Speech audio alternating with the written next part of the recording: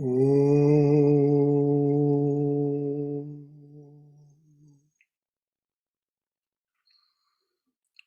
Om Sahana Bhavatu Sahano Bhunaktu Sahaviryam Karavavahai Tejasvina Vaditamastu Ma Vidvishavahai.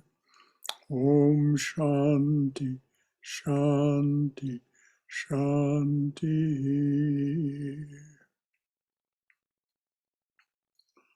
Om, may the Divine Being look over us lovingly as a mother and father.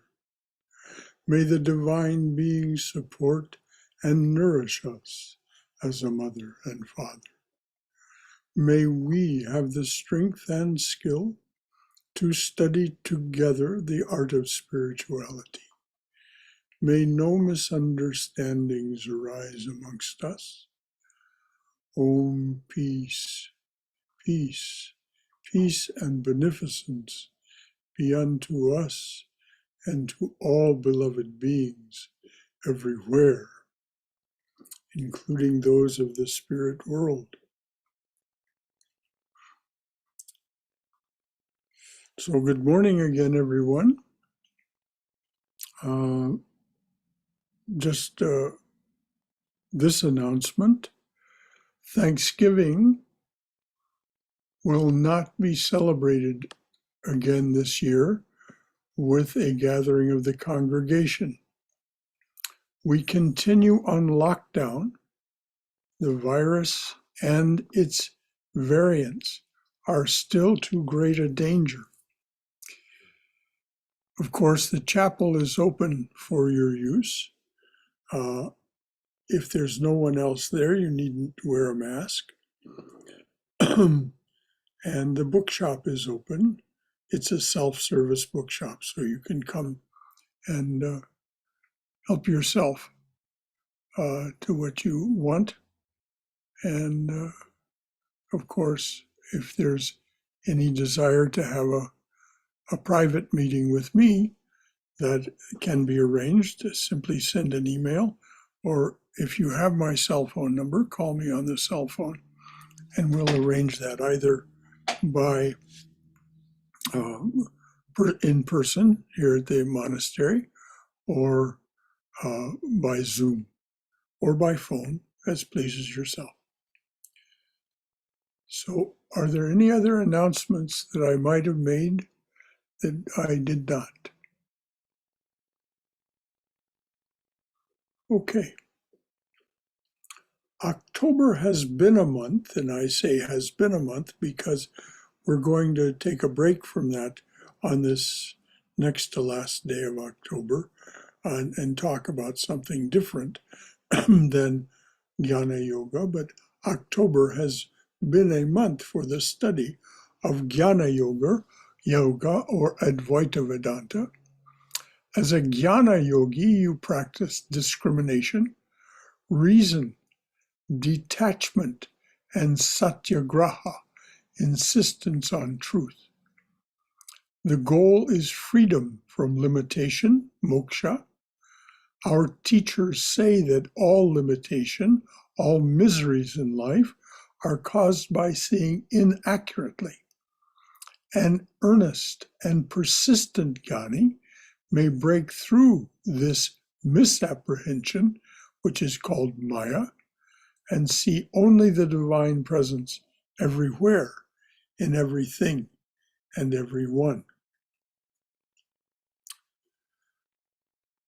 So this morning, the topic will be, instead of a Jnana Yoga topic, it will be Halloween and the goddess Kāli. Now, there's not a lot of instruction in this talk, but anything that you might interpret as instruction is not meant for you personally. Take from this, as always, what you wish, what you will, if anything at all. This is just a reflection on the fact that this time of year, which is the year in which Kāli is worshipped, is very much associated with the fall festivals.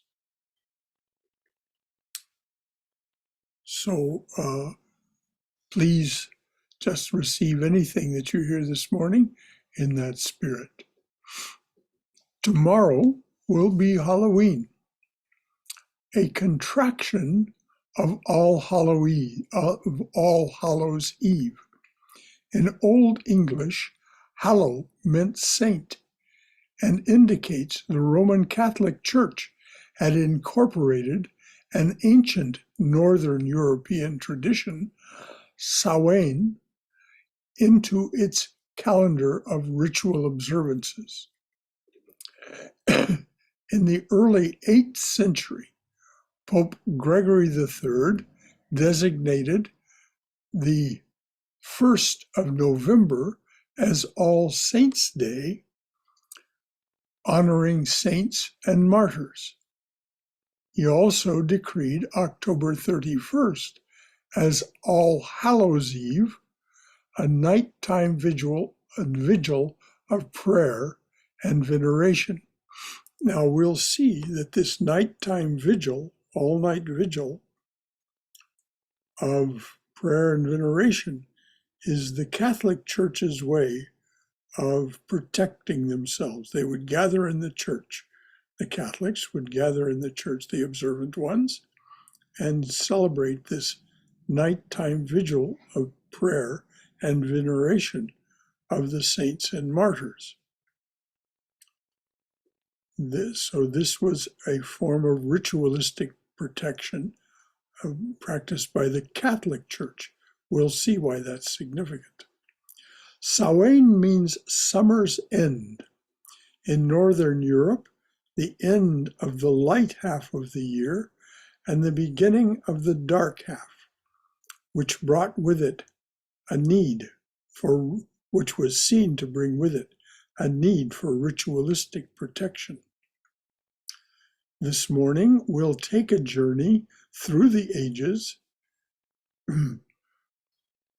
recalling fall ceremonies and festivals that celebrate the dead.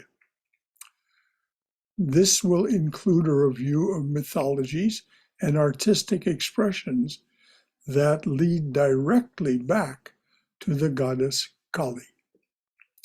We'll talk about Samhain, All Souls' Day, All Saints' Day, Halloween, All Hallows Eve, Dia de los Muertos, which means in Spanish Day of the Dead, Diwali, and the Festival of the Lanterns. We'll discuss how some of these celebrations have ancient, astronomical, and ritualistic connections to Kāli Ma. We'll begin with a Western tradition. All Souls' Day is a primarily Roman Catholic feast day when people remember loved ones who have passed away. All Souls' Day, if you remember, is November 1st. So after this night of veneration, there's a feast day when people remember those that they had been thinking of the night before. And so they remember them again and symbolically feed them. In Mexico, and now in many parts of the United States, this is widely and elaborately celebrated as the Day of the Dead. We'll see there's a very direct connection between the Day of the Dead and some of the aspects that we'll talk about having to do with Halloween or Samhain. In the United Kingdom and the US, we have Halloween with its roots in the ancient Celtic festival of Samhain. On that night, the Celtic priests built bonfires, huge bonfires, On that night, Celtic priests lit huge bonfires to wall themselves off from the spirit world and counter the lengthening darkness. The common folk also put a lantern outside their door, the door to their home, and wore a costume to disguise themselves from angry, vengeful ghosts. Why are there these links between the spirit world and ritualistic protection against frightening beings and activities and Halloween? Most fall festivals have histories that are not that demonic, yet Halloween imagery includes themes of death, evil, the occult, and spirits and mythical monsters. It seems there are two reasons. On that night, the normal barrier between ourselves and the spirit world disappears. Now,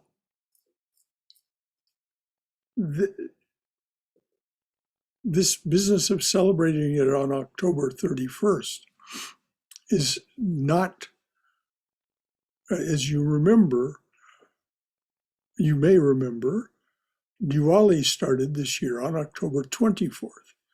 That was the night that this barrier between the spirit world and the world of our daily lives, and particularly our daily nights, disappears. It disappeared. And the astronomical link is the appearance of the star formation, the Pleiades, directly overhead. Now, there are legends that say there's something about the Pleiades and beings from there and so on. But it's probably not so much that as that the Pleiades were just used as a marker for when this night would occur. And it isn't just in India. It wasn't just in the Celtic world. It was also in the world of pre-Columbian Central, South, and America and Mexico. So on that night, this year, October 24th, the normal barrier between ourselves and the spirit world disappears.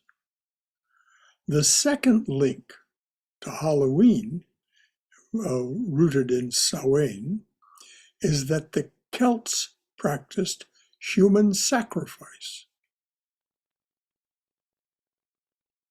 The Celts practiced human sacrifice.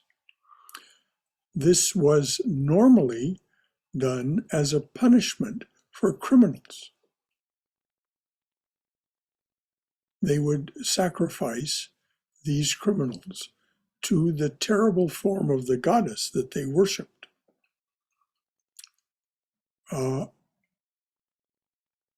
And so on, and that wasn't done on this particular night. This particular night, the angry spirits of those who had been burnt alive were free to torment those who had sent them to their death. So the priests were protecting themselves because it was the priests and that whole priestly class among the Celts who were known as Druids. Druid means those who worship among the oaks or live among the oaks. These were forest-dwelling priests. There's reason to think there is a link between the word druid, which is actually pronounced more like druid in Celtic, and the Dravidian people. there were three waves of immigration of people out of India. One from Mohenjo-daro, where it's likely that human sacrifice was also practiced as part of this terrible power game played with the terrible form of the goddess. And so those people, there are archaeological and legendary links between those people that left Mohenjo-daro, were forced out of Mohenjo-daro because of their practices, and the Celtic priesthood in at least 500 BC. There may have been earlier migrations, or it may be one of those coincidental things. But at least there is that particular link. So having come this far, are there any comments from anyone from your own wisdom or experience or knowledge of these things? Or any concern or question that any of this raises for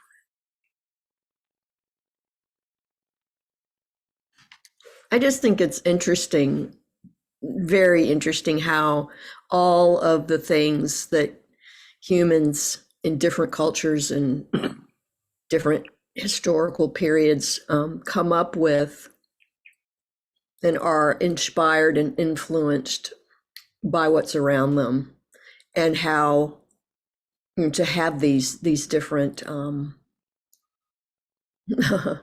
Yes. events, activities, but how they all connect as well, and how they, one influences another and another and another, and they may seem very different today, for instance, the ones that still are practiced. And yet, as you're showing and talking about right now, they're all connected. Yes, exactly. Which is why this talk, it's just fascinating. Yeah, the stuff you just talked about, I think that's new material, or I don't remember hearing it from past talks on this about the druids and the connection. Anyway, very interesting stuff. I continue to look into it more and more each year Yeah, and find new things. yeah, yeah.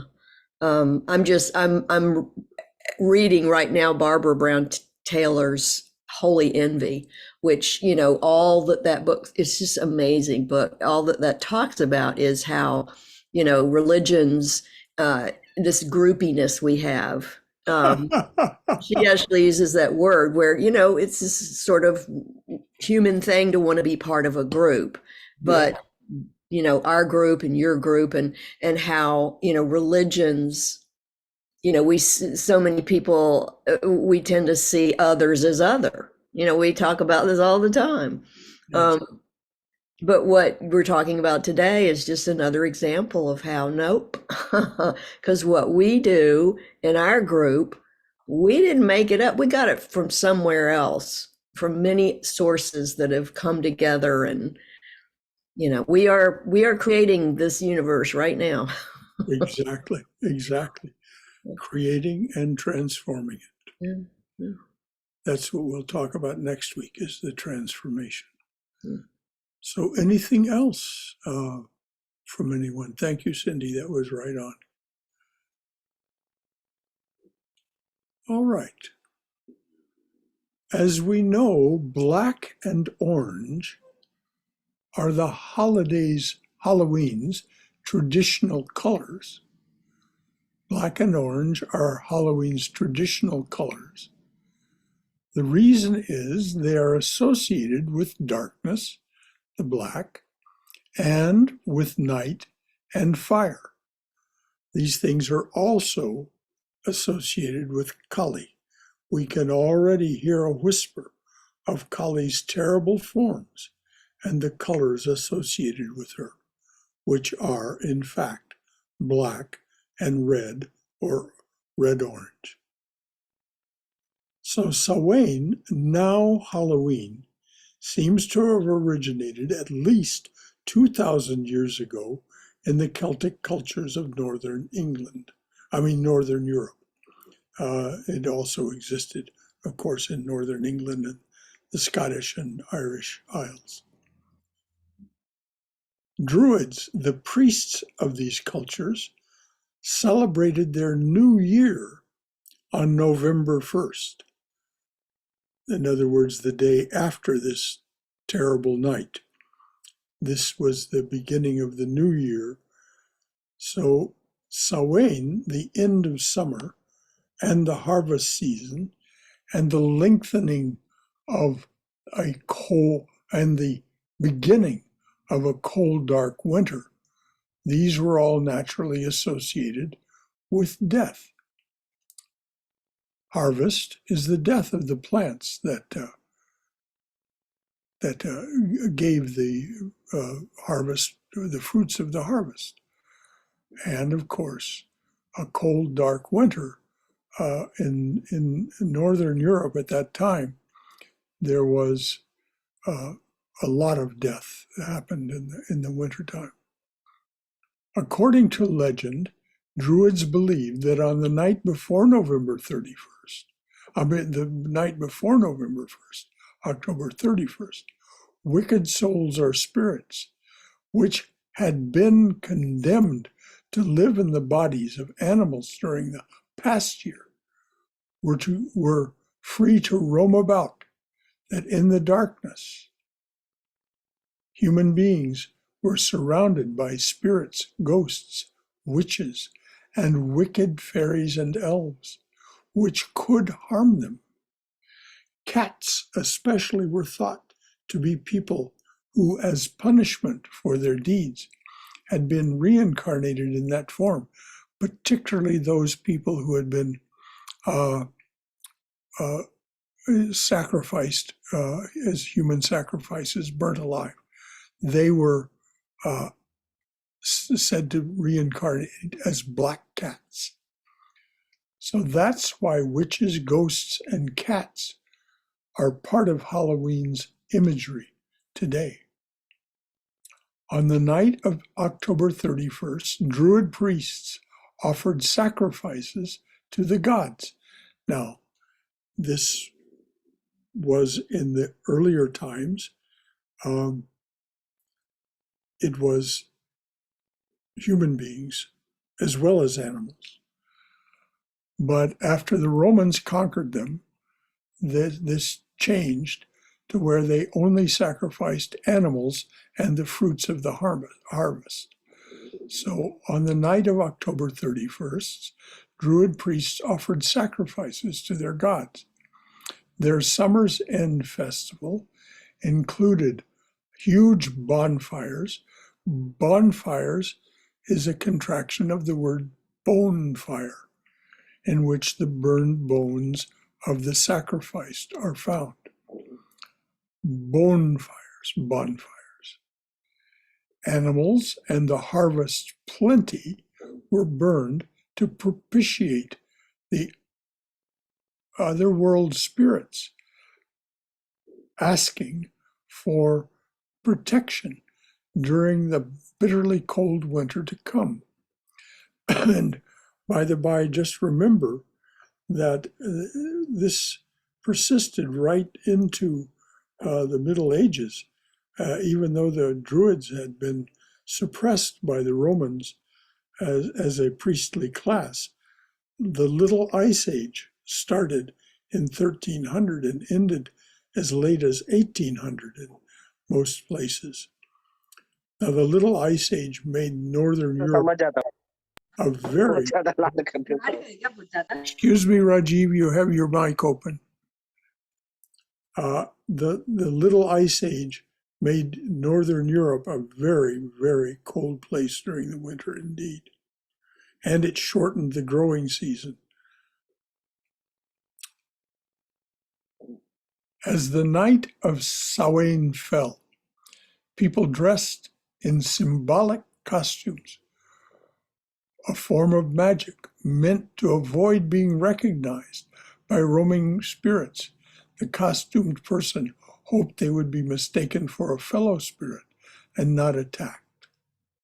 Trick-or-treating, dressing in costumes and begging from door to door, for treats is now customary for children on Halloween. It dates back to the Middle Ages and a tradition called souling. Poor folk would go door to door on Hallowmas, All Saints' Day, November 1st. Families would give these families them pastries called soul cakes in return for their promise to pray for the family's dead relatives on All Souls' Day. So the church, of course, discouraged this practice of having food and wine on the doorstep for roaming spirits, which this practice had come from the practice of having food and wine on the doorstep for roaming spirits on Samhain, along with the jack-o'-lantern, this lantern that was left on the doorstep by the poor folk or common folk, was known as a jack-o'-lantern.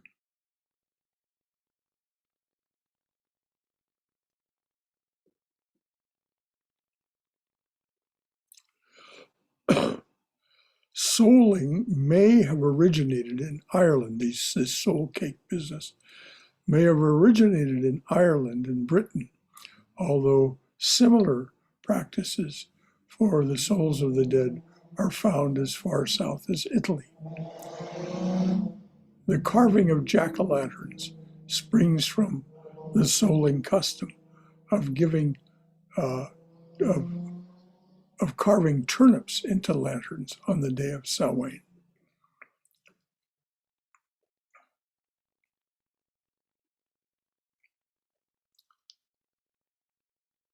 The reason I'm pausing is I'm skipping some of this because it's we're going to run out of time. There's so much here. Excuse me, I have a question. Yes, dear.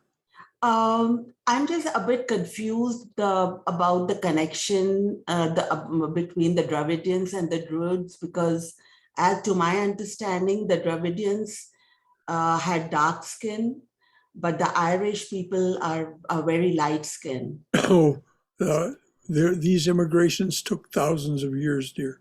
But the whole color of the skin cannot change drastically. Well, dear, I'm not trying to assert any of this as ultimate truth. And I'm not trying to blame anything on the Dravidians or so on. I'm just saying that there does seem to be an interesting connection. And we don't know whether the Druids were dark-skinned or light-skinned. We don't know that. The Druids were a special class of people. They immigrated to and conquered those cultures that they came into that were Celtic in origin. They became the priests, the judges, the administrators. They're the ones that took over those cultures. We do not know the color of their skin. But do they exist now? Does any dark-skinned people exist now over there? Because their skin color is quite dark. Yes, there are. This is said to trace back to the wreckage of the Spanish Armada. But there are black-haired, dark-skinned, brown-eyed people in the Celtic countries, yes. Now there are. Okay, but as I understand, as per the Aryan theory, that people from Europe had migrated to the northern parts of India, not the other way around. Let's not get into a discussion of the archaeology and anthropology of this. I really don't know. I'm simply saying what I discovered in the literature.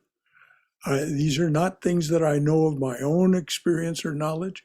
Mm-hmm. I'm simply talking to you about what was found in the literature. And this is authoritative literature, not speculative or magical thinking literature. So yeah, obviously I don't want to like continue more on this, but that there is also a perspective in India that this entire Aryan Dravidian divide and light skinned and brown skinned and dark skinned divide, all that is implemented by the colonial powers to sort of divide and rule. yes, And this is one ethnological and anthropological theory. Another is that there really was an immigration, not an invasion, but an immigration from the Turkish steppes.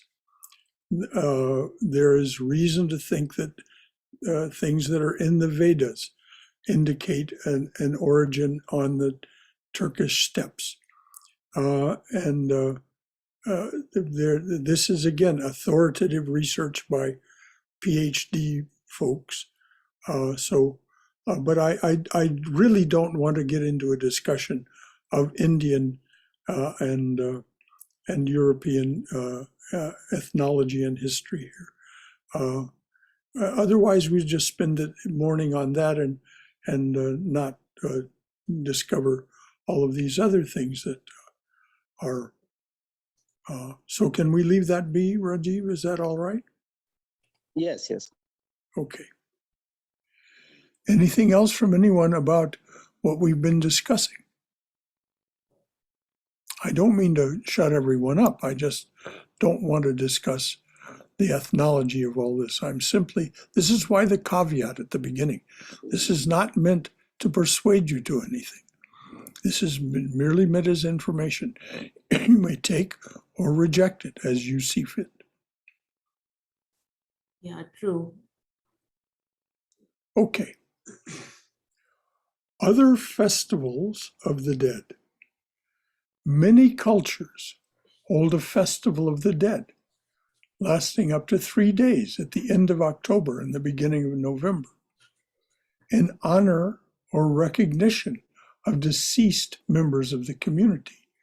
In the Andes, the Inca religion, the Inca region, the Inca religion of the entire north, November is Ayamarca, which translates as festival for the dead. Now, again, that culture practiced human sacrifice. The Incas practiced human sacrifice, particularly the sacrifice of children, even infants, to propitiate the gods, the terrible forms of the gods, and persuade them to end droughts or and famines and things of that kind. In the southern hemisphere, November marks the beginning of spring and the return of the sun from the north, a very auspicious time. The Incas practiced mummification. Oh, I'm going to skip a lot of this here about the Incas. But it's very elaborate what they do.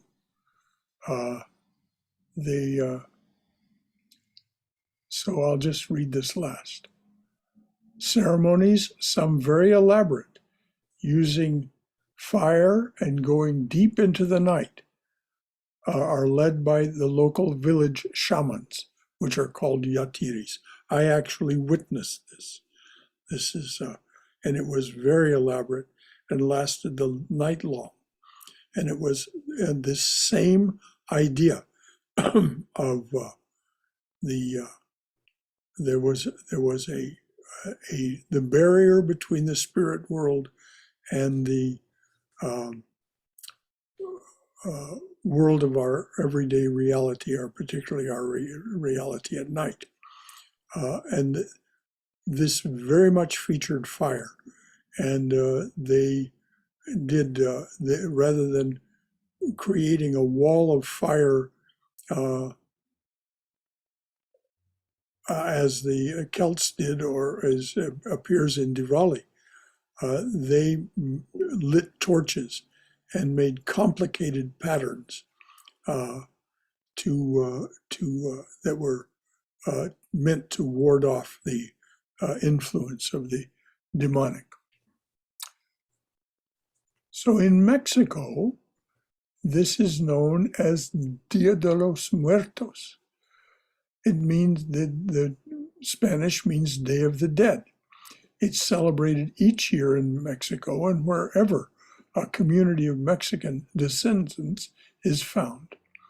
Spanish conquistadors arrived in the New World to find indigenous people practicing a ritual many thousands of years old by that time that seemed to mock death. That was how it seemed to them, but that's not what was going on at all. They weren't mocking death. They were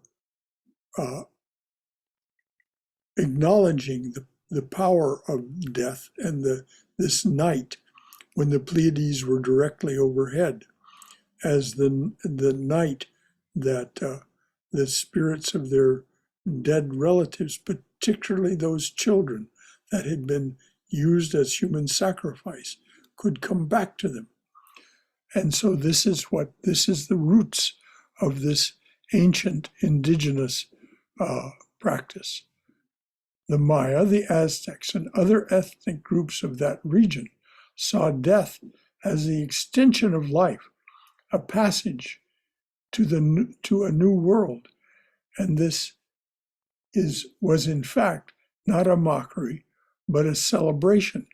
But it was also a recognition of this particular time, this particular day. That's why it's done on that particular day. Festivities were held to honor the departed, not to belittle them. For some of us, it may be strange that death and festivities can go hand in hand. Yet for most Mexicans, the two are intimately intertwined. The ancient indigenous peoples of Mexico, the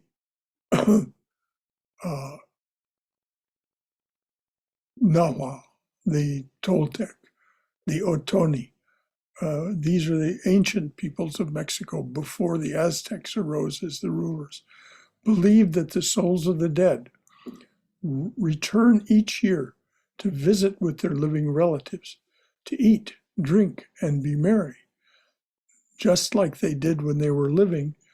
But this business of the children, the Day of the Dead is especially associated with children. If you see the altars that they build, and they build a special altar called a mesa table each year, the children are front and center, and it is to feed those children and offer them toys to play with and so on. All a symbolic rejoicing in the fact that they were alive and that their lives were taken prematurely, either by this practice of human sacrifice or otherwise. So because the Spanish were unable to stop these practices, they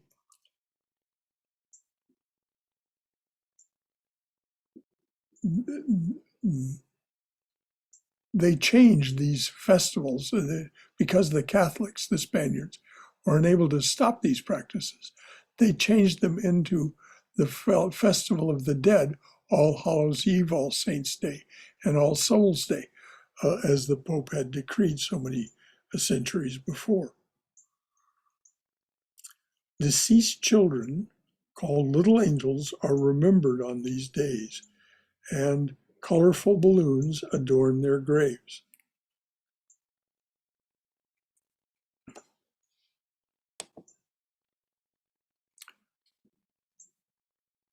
So once they've been honored with their favorite food and drinks and toys, their pictures are taken from the altar and put back in the home. flowers are very much associated with these things. And the goddess of the cosmos, Tonantzin, is propitiated.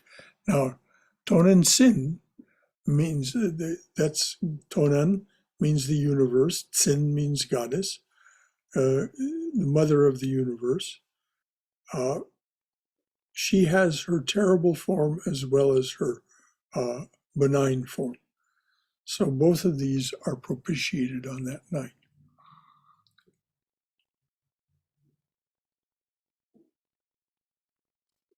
So I'm skipping a great deal of this now.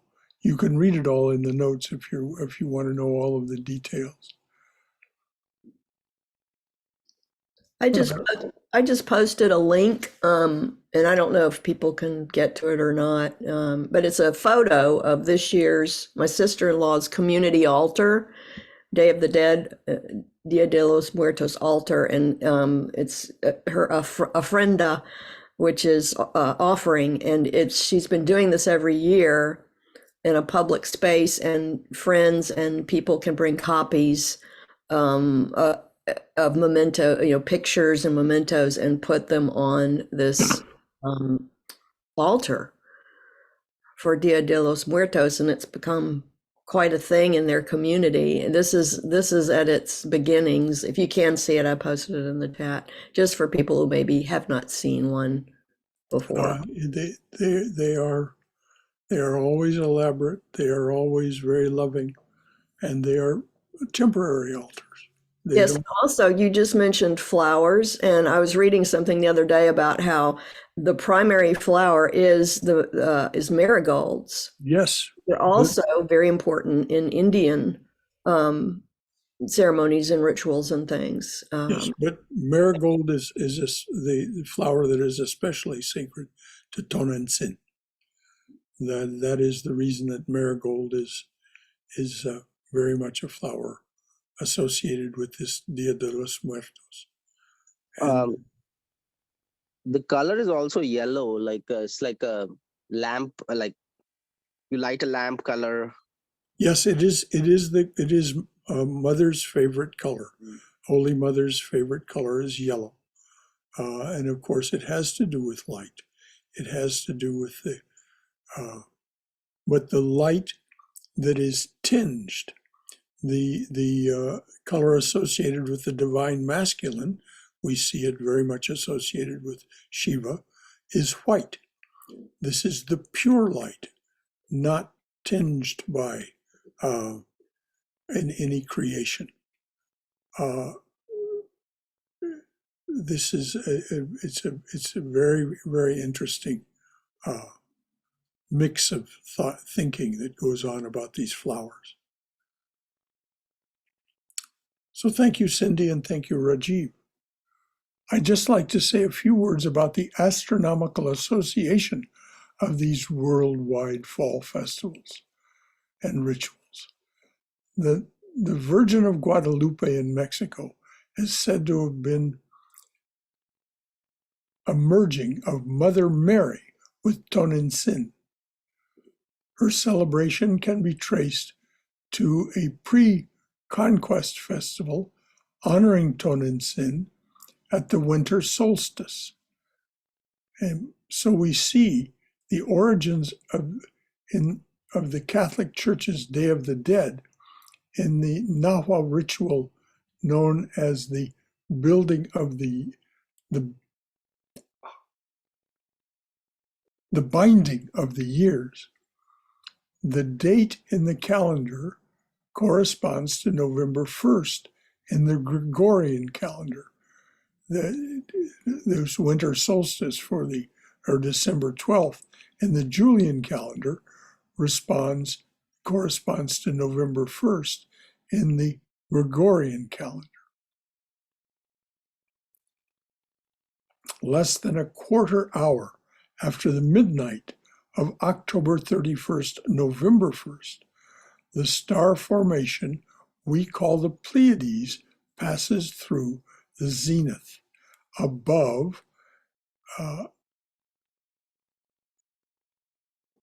Tula and Tenochtitlan, a Mexican city.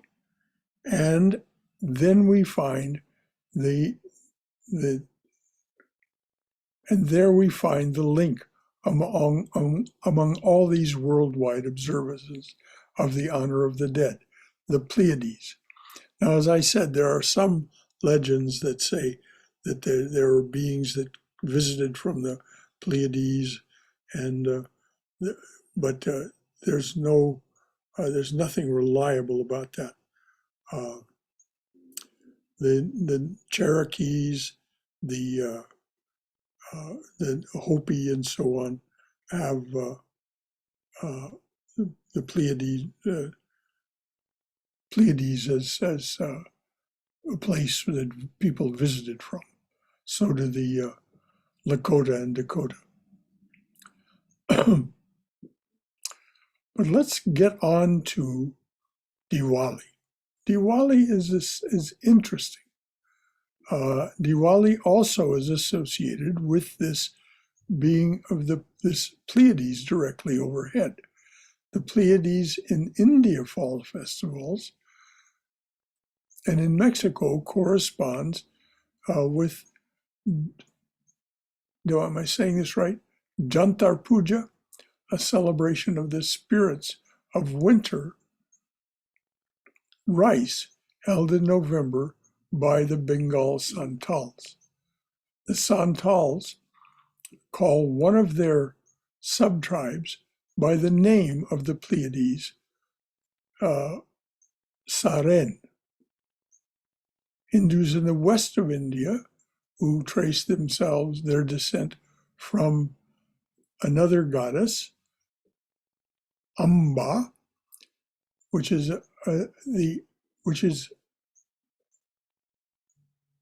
the chief star of the sacred Pleiades.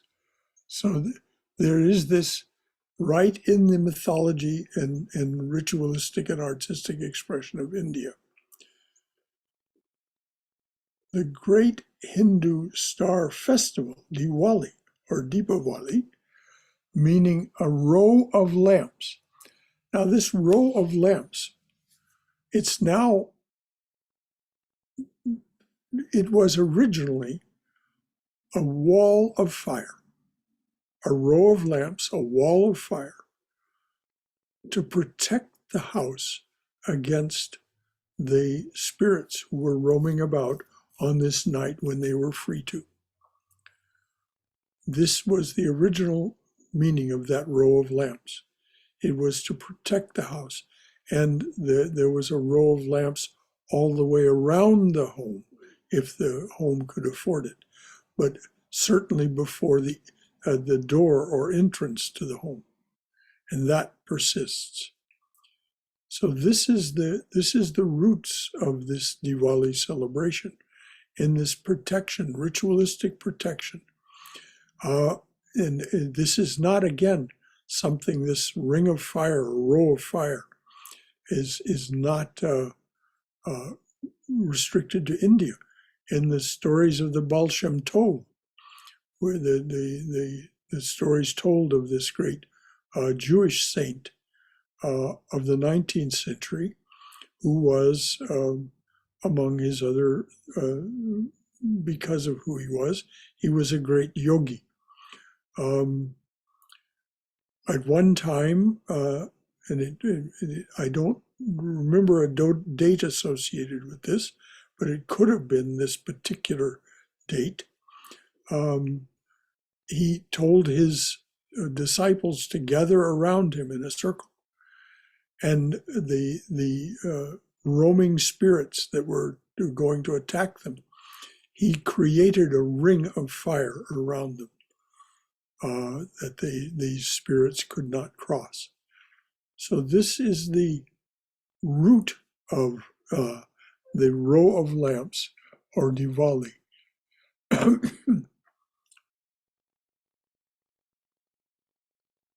Streets and houses are illuminated in Diwali to signify the triumph of good over evil.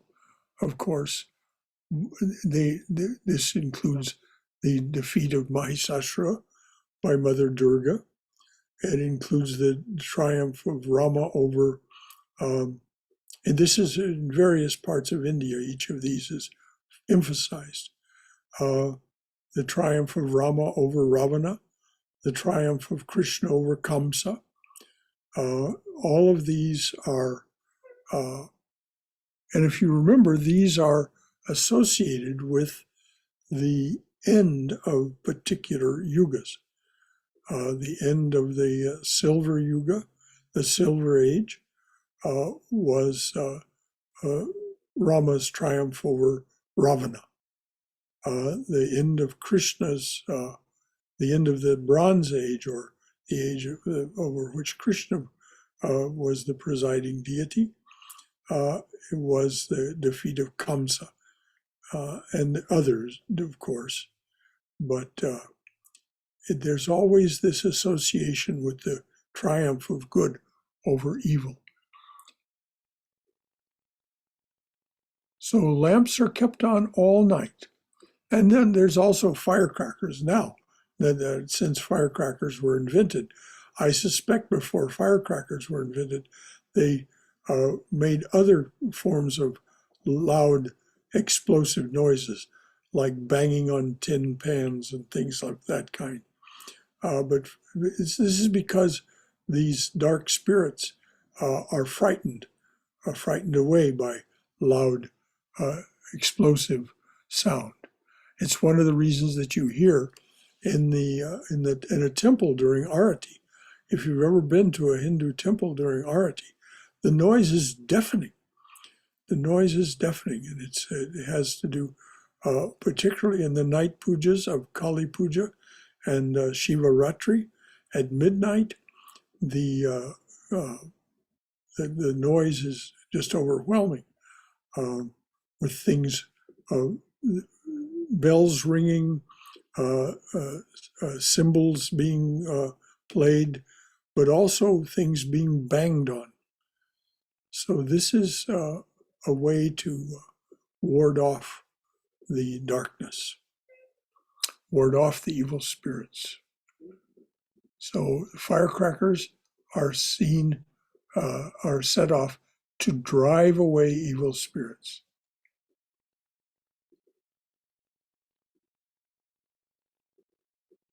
So there's more about what the Santals believe and so on. And Santals and Amba.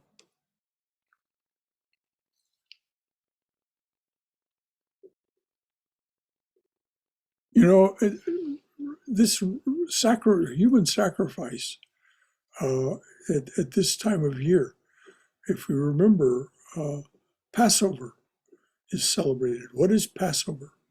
Passover is a celebration it's a celebration of the fact that the slaves of Egypt that were to be freed by Moses were spared by his telling them what to do. They were spared from the human sacrifice of the firstborn sons of the Egyptians. These were sacrificed by Moses. These were as an act of Moses.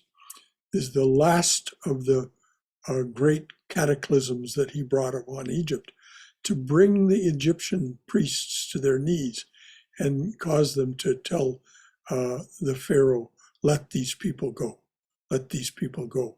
Their leader, Moses, is more powerful than we are. We cannot control what he does. This is the story of Moses and this human sacrifice. There are other instances throughout history, of course. So, with all of that, let's sum up. So the position of the Pleiades and not the sun seems to have governed some of the most significant rituals and celebrations of the primeval year. Annual festivals for the dead were celebrated at the time when the Pleiades were first visible on the horizon at evening. In the most ancient calendar of India, the month which began the year was Kartik, or October-November. Memorial services for the dead at this time of year, when the Pleiades occupy a conspicuous position in the heavens, seem to be a feature in the history of almost every culture on Earth. So it's not something that happened by dispersion.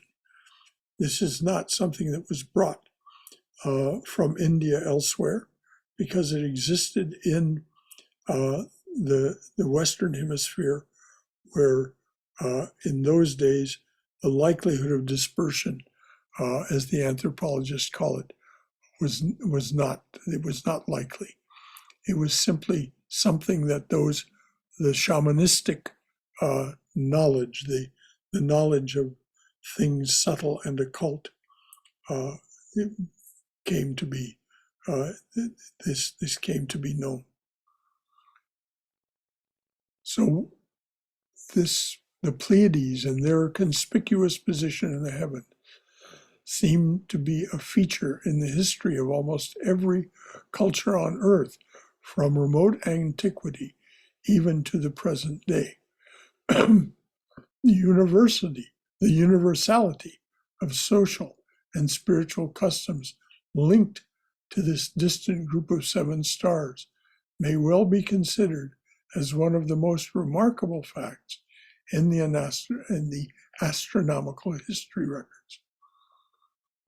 These stars are very far away, 434, 436 light years from Earth, which in cosmological terms, of course, is not that distant, but it's still quite a ways away. But as John Dobson said, there is no separation between the observer and the observed. The proof of this is in the physics. So he said, we see things as distant by the trick of seeing them back in time. We see things as far away by seeing them by the trick of seeing them back in time. But the physics shows, and Einstein was the one who did these physics. Others, of course, have replicated them. That's the way science works. There is no, the physics shows that the separation between observer and observed is 0. The goddess Kāli, who was at the center of Sri Ramakrishna's divine play, has ancient links to the Pleiades. Kali Puja was recently and elaborately celebrated, or is it to be celebrated, in Belur. I think it was recently celebrated. This Saturday, they had the immersion of the image. So it was celebrated a week ago Saturday in Belur and in the Hollywood Vedanta Society, and of course elsewhere. And there will be later, there will be one on November 12th in Augusta, for example, in Augusta, Georgia, at the Hindu temple there.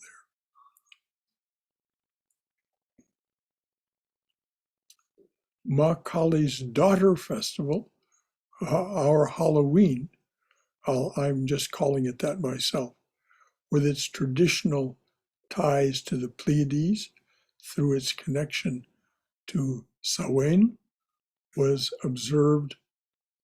be observed tomorrow. So Hallowe'en, with its ties to the Pleiades, although that particular night of the barrier being gone was October 24th, the connection, that would have been the night of Samhain, as observed by the Celts. This was October 24th, but we'll celebrate it tomorrow. Jai, Jai, Jai Ma. Jai Ma in her benign and her terrible form. Next week we'll talk about disintegration, what it is that we see as a bhakta, because next month is a month for studying bhakti yoga. We'll see what it is that a bhakti yogi observes when they see the evidence of the terrible form of the mother. So it's now precisely noon according to the clock. Any final comments or questions by anyone?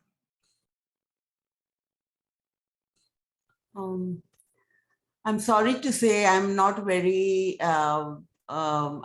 comfortable with a lot of facts which you shared.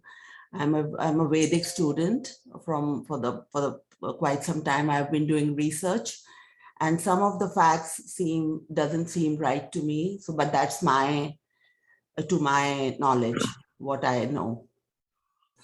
Well, I welcome that observation by you, dear. I don't expect everyone to be comfortable with this. It's not. As I say, it's not the ultimate truth. It is simply what I was able to discover by looking at authoritative sources. There are many other sources. There are at least three prevailing theories about particularly the north and west of India and the cultures that arose along the Saraswati River, which no longer exists, not as a surface river. So there's at least three prevailing academically respectable theories about what happened in the north and northwest of India and how those cultures arose. And of course, all of this depends on evidence that is thousands of years old. So of course it will be open to various interpretations by various people. And so we all, like I say, just take from this what you can, if you wish, if anything at all. Thank you for that observation. Yeah, because of course the theories are different, but what you see in front, the facts, a lot of the facts, they tell a story also. So we have to be aware of that. If somebody is saying something, what is happening in the present times, we have to see those conditions. We cannot ignore those facts also. No one's asking you to, dear. Yeah, No one's that's asking you to ignore any facts whatsoever. Yeah. So you make yourself comfortable. You be self-determined. This is the chief characteristic of a true spiritual aspirant. Their self-determination, they're finding their own way, they're selecting from the absolutely unbelievable amount of information that's available to us what it is that leads them forward. We are unique and infinite beings, if we are to believe what the scriptures tell us. Mm-hmm. And so most of us are not going to share. Certainly, Swami Vivekananda says, you and I and Swami Vivekananda and every other human being, we only seem to share the same universe. In fact, there's very little of the universe that we share. We have our own universe. And so each of us must be comfortable with our own. And as Swami Vivekananda said, out of that information, each person, her or his own sect, each one of us selects the facts that we believe are true and make of that. And as Sri Krishna says in the chapter known as The Field and its Knower, as long as you are following your own dictates in that way and the instructions of teachers that you are following, he'll get behind it and make it work.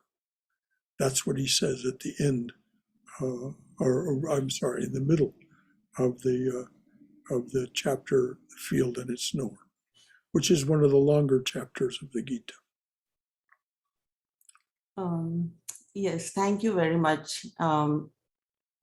Yes, I'll do some more research, but till now, whatever I know, a lot of the things are not, I don't see any truth in some of the facts, not all of them, but some of them. Dear, But I will do my research more. please do as you please. Nothing is expected of you. You're not expected to believe any of this. That's not the reason for presenting it. It's simply a matter of interest that there seem to be these connections. Anything else from anyone? Brother, so these days, what is most auspicious, like for us, like, you know, if we just sit and sort of do our mantra, maybe I think the original reason is to give some sort of like relief or mukti to the ancestors. How can we use our connection with Ramakrishna to, or whatever spiritual practice we are doing, to make this happen? Simply pray for their well-being, not any specific outcome, not for their liberation. They may not be ready for or want liberation.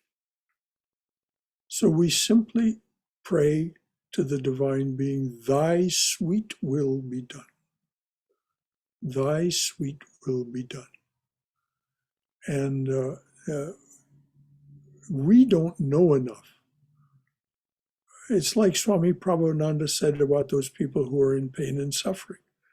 People have a right to their pain and suffering. Do not try to remove it. Sustain and comfort. First of all, people learn by their pain and suffering. They do not learn much through happiness. They learn through pain and suffering. As the Chandi says, to those in happiness, the mother gives a mind still further pious. But to learn that which we need to progress toward whatever our spiritual destiny is, pain and suffering seem to be necessary. So we don't even ask for the removal of the pain and suffering. We sustain and comfort anyone who is alive, and we offer our love and our every best wish to those who have passed away. And pray for their well-being by saying, O Lord, thy, or Mother, thy sweet will be done. That's my answer to your question, Rajiv. And of course, we can make japam on people's behalf. We can chant our mantra on people's behalf. Swami Prabhupada was a big fan of this. If you want to help someone, alive or dead, just make japam on their behalf. It is a form of spiritual energy that is it's untellably powerful and auspicious. Far more than we can possibly understand is the inherent in the name of the divine. As Chaitanya says, various are thy names, O Lord, in each and every name thy power resides. That power is unlimited. So what does Chaitanya say? Chant the name of the Lord and his glory unceasingly. If we make japam on behalf of others, it's great. But if we pray on their behalf, simply pray for what is most auspicious for them to happen. Very good question, Rajiv. Particularly since now, at this period of the year, we often think about the dead. And as Bhagirath pointed out the other day, this is a time of year in which many people do depart. There is this link with that aspect of reality. Anything else? Because in my family, um, there is in India there's what they call as Pitradev, which means like somebody who has died in childhood, and there are some people, it comes in their bodies and stuff. I won't go into the superstition. I don't really know what it is, but it seems like they are bound souls who are attached to the family, and I was wondering what is the best way to but like you said, I think we cannot really remove that suffering. Well, it's not our business. It is the business. The suffering is conferred by their karma, and as Holy Mother says, ultimately we will come to see, each of us, as we grow spiritually, will come to see all pain and suffering as auspicious, as a benefit to us, because it is through that we learn. This is what she says. Yes. Anything else from anyone? Hey, it's Tom. Can you hear me? Yes, I certainly can, Tom. I'm just thinking I'm in a state of pain and suffering right now, and I hope I learned something from it. But I would rather, I would prefer not to have it, if it was my choice. And that, I just had to say that. That kind of ties in with what the woman said earlier, that she thought that some of the things weren't correct. Like, I disagree with a lot of things that are said here, and I think probably a lot of people disagree with things that I say. And that's just fine. That's part of the game, or part of, us talking to each other. Yes, So it is part of the divine Leela. You're absolutely right. I very rarely even mention it when I disagree with something, because it just, I don't feel like it. And I know a lot of people must disagree with a lot of the things that I say, and they don't mention it, and that's all fine. My foot hurts. I've got neuropathy. It's this nerve pain that causes like these shooting electrical pains, and it kept me up all night.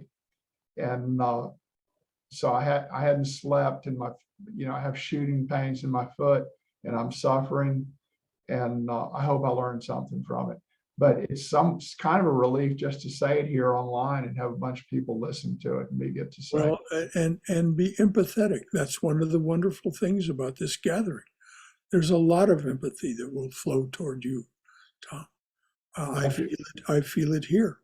Of course, to lose a night's sleep due to pain, Swami Swahananda used to say to his doctors, and I mean this was his adamant request, whatever you do, do not let me be in pain.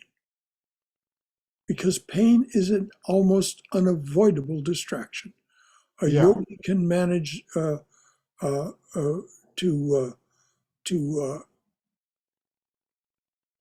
take their attention away from practically every other distraction. But pain is one that is virtually impossible. There are very few yogis who can do this. And so you've heard me, most of you have heard me tell the story of Turyananda. It's not a good time to tell it, but perhaps I'll tell it again next week when we're going to look at what a bhakta does, as someone practicing the path of devotion does in the face of pain and suffering, their own and others. The title of that talk is The Witness Watcheth Disintegration. The Witness Watcheth Disintegration. Thank you, Tom, as always. So good to hear from you.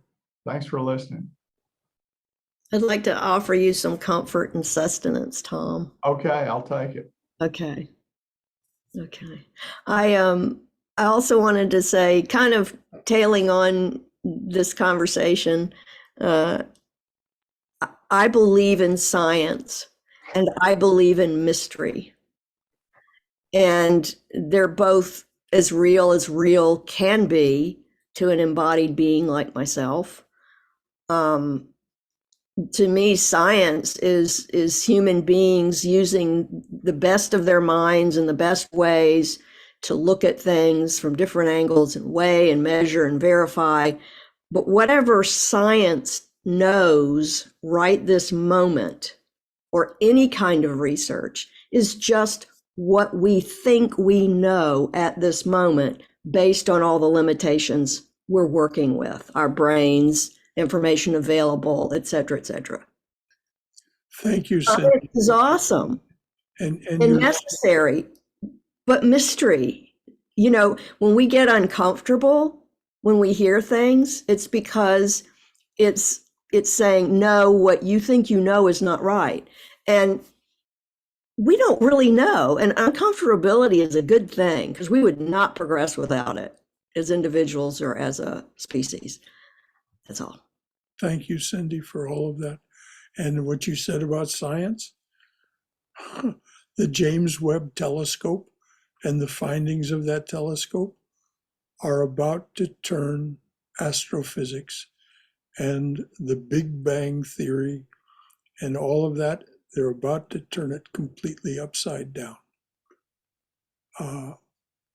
So what they knew or what they thought they knew, they're going to have to be willing, as scientists are, though sometimes kicking and screaming, particularly when their careers depend on it. Wouldn't we all? They're going to have to admit that what they thought was true is not true. That Brother, the there nice is something articulation. different. Sorry.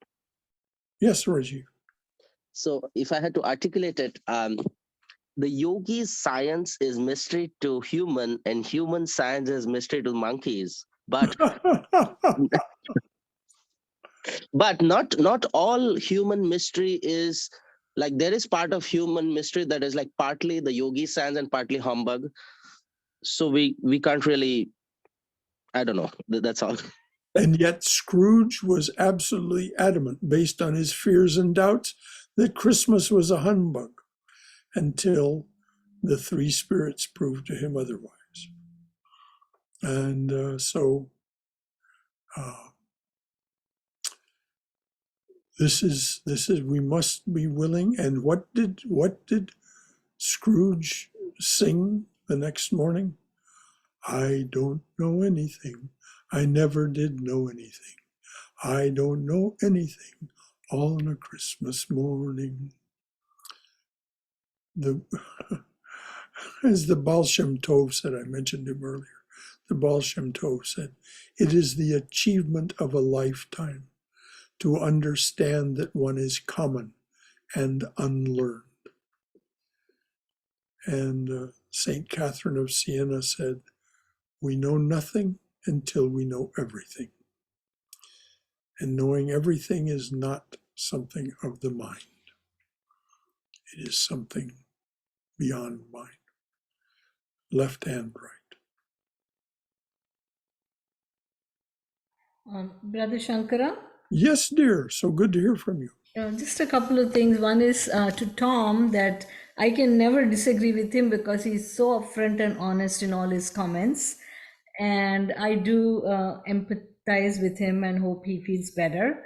And the other thing is just there's a interesting movie called Coco, if nobody has watched, on Disney Pixar, Yes. based on the Day of the Dead. Yes, that is a great movie. I have seen that movie. It is a great movie. It's an animated film for those of you who enjoy animated films. It's extremely well voiced and produced. Thank you for mentioning it, Smile. It is a good movie to watch at Halloween. Anything else from anyone?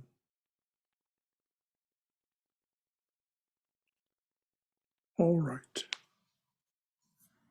Let there be peace in outer space. Let there be peace in the sky, on the earth, and in the waters. Let there be peace in the herbs, the plants, and the trees. May the gods be peaceful. May the whole universe be pervaded by peace. Let that infinite universal peace prevail throughout my being. Let that infinite universal peace prevail throughout my being. Om Shanti, Shanti, Shanti. Peace, peace, peace and beneficence be unto us and to all beloved beings everywhere, including all the spirits of the deceased. Jai Shri Guru Maharaj Ji Ki Jai. Durga, Durga, Durga. May we be safe, may we be healthy, may we be cheerful, may we have peace of mind. May we be always in the loving and protective embrace of the Divine Being as our Mother and Father. So, thank you all for coming as always. That'll do it for today. The next class, of course, is Tuesday evening when we study the life of Holy Mother. Wednesday, we're well along in the book Divine Grace by Swami Ranganathananda. And next Saturday, we will study Swami Prabhuvananda's How to Know God, his version of the Patanjali's Yoga Sutras. And then next Sunday, the witness watcheth disintegration. How a bhakta deals with a world that seems to be falling apart around them.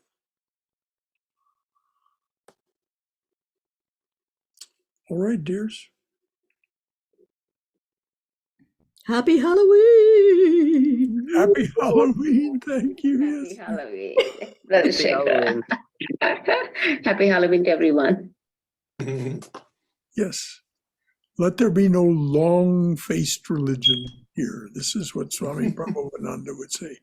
Let there be no long-faced religion here. All right, dears. Until next time.